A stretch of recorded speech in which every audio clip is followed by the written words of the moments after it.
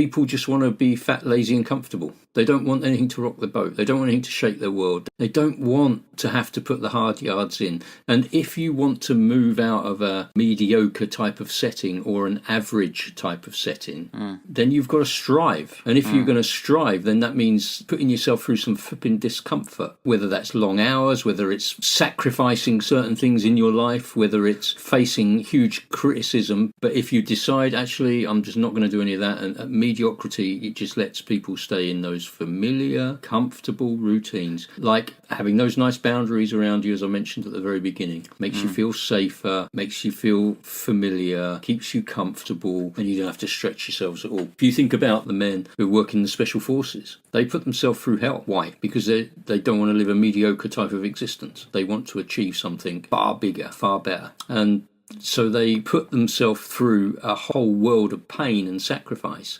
in order to strive for excellence. And if you've got a mediocre mindset, you're never going to cut that. Friedrich Nietzsche said to the mediocre, mediocrity is a form of happiness. Yep. It's a bit like people like to go shopping because it releases this dopamine and a sense of pleasure, reward. But of course, that's hiding something. It's effectively making yourself feel better because you may not be doing well in other areas or getting what you want. He also said, let us not underestimate the privileges of the mediocre. Life is always harder as one mounts the heights. The cold increases, responsibility increases. A high civilization is a pyramid. It can stand only on a broad base, and I think it's talking about the broad base of mediocre here. Its primary prerequisite is a strong and soundly consolidated mediocrity. The handicrafts, commerce, agriculture, science, the greater part of art, in brief, the whole range of occupational activities are compatible only with mediocre ability and aspiration.